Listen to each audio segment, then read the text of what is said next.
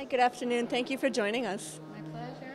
I wanted to talk to you a little bit about the threats facing Israel now, at the moment, and in the future. What can you see in the next coming years as being the most major threat? Oh, wow. Well, this conference actually is centered on the major threat that's coming from the north.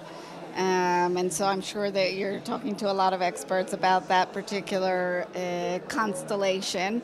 But an equally serious threat is the issue that I do deal with extensively in my research, and that's the Iranian threat.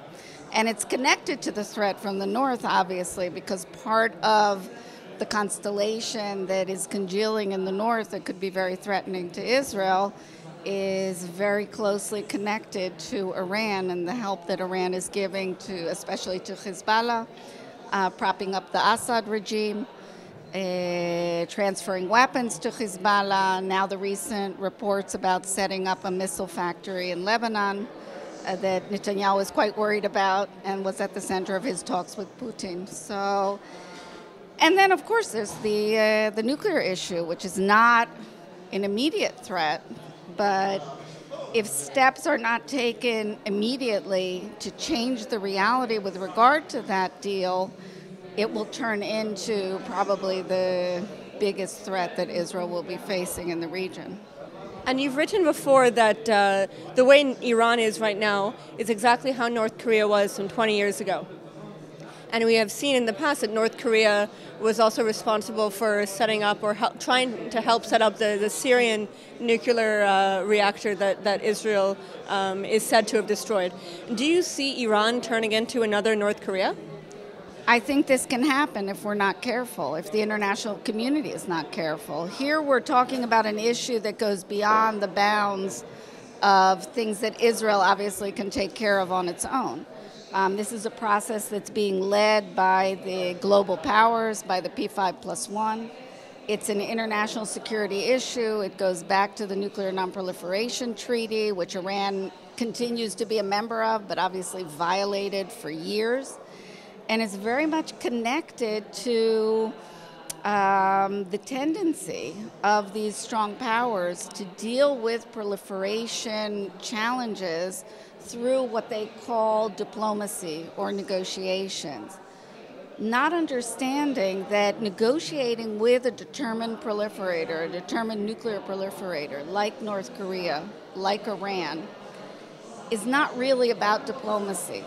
And it's not even about regular negotiations, because there's no common goal.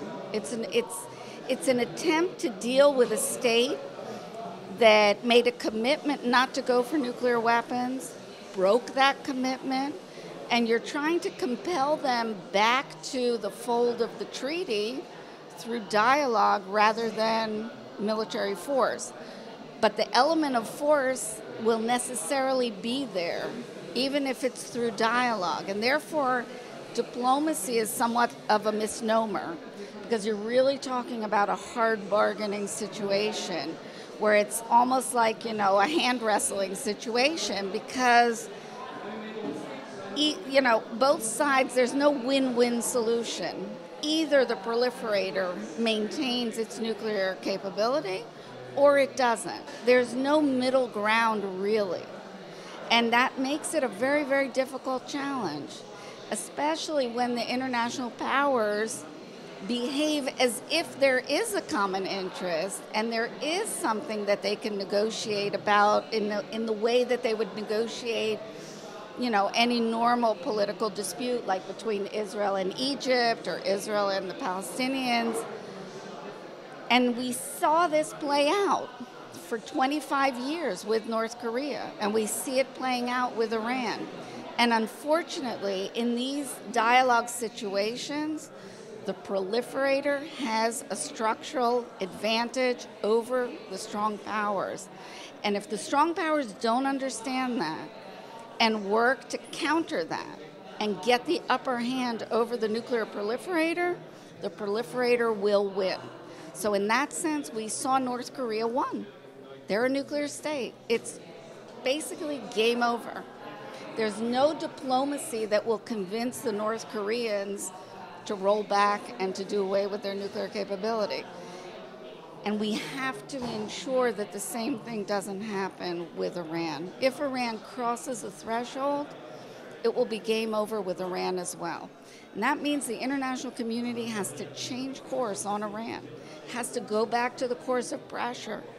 It has to give Iran the sense that the international community is serious and they won't let this happen. And if need be, they might even go to military force, but they have to at least have it on the table in a way that Iran understands that they're not going to repeat deals like the JCPOA.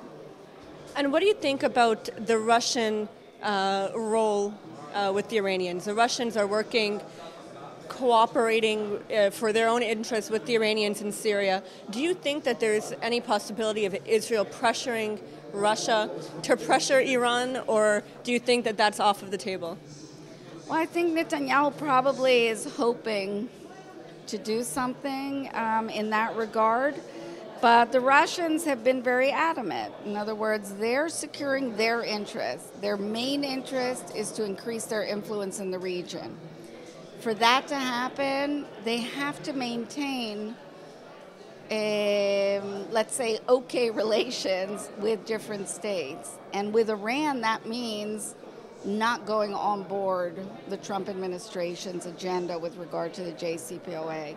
So I don't see that there's much chance of getting Russia on board, and that's why you see the Trump administration has basically said in advance they're not even going to try to do that. So they want to work with the European allies.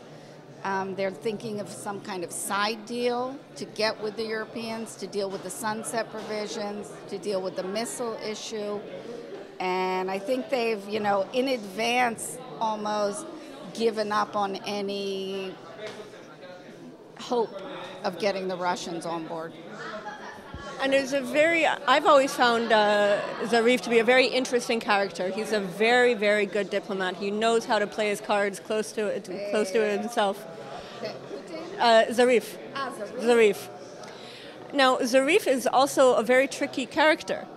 Do you think that he's someone that the West could ever work with, or do you think that he's just lying through his teeth? Look, I think he's part and parcel of the regime, just like Rouhani is part and parcel of the regime. He's more used to conducting dialogue with Western diplomats, having lived in the United States, and all of those things, obviously are seen. He's computer savvy, he knows how to work with PowerPoints and all of these things that I think got the Europeans and the Americans in the negotiations to find him very favorable, because he seemed to be much more like them and not like these fanatic, religious figures that are running Iran. So he looked like somebody that it might be more easy to work with. So we saw all the smiles and all the hugs and all the kind of behavior that is much more similar to the way the Western diplomats would like to conduct things. But at the end of the day, he's working for the Iranian regime. The person that's calling the shots is still the supreme leader, Khamenei. I don't think you can expect that Zarif is going to do anything that would depart from that line. If anything, Zarif was instrumental in maybe pulling the wool a little bit over the eyes of the Europeans and the Americans, lulling them into thinking that he is like them, and that he can be trusted, and Iran isn't really as bad as everyone thinks, and they want all the...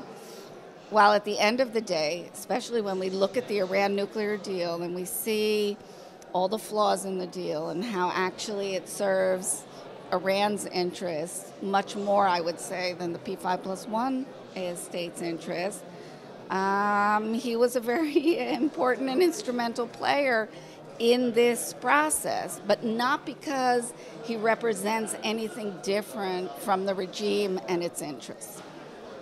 And just one last question. We saw recently an uprising, I guess, a lot of people coming to the streets of Iran, which we haven't seen for a number of years, but doesn't seem to have done anything. They seem to have disappeared. But when you speak to the people in Iran, they're not, on board with how their government is acting.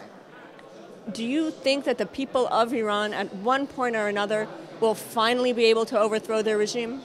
I think there's a good chance that they might. I think the Iranian people do not like the regime. Many Iranians do not like the regime.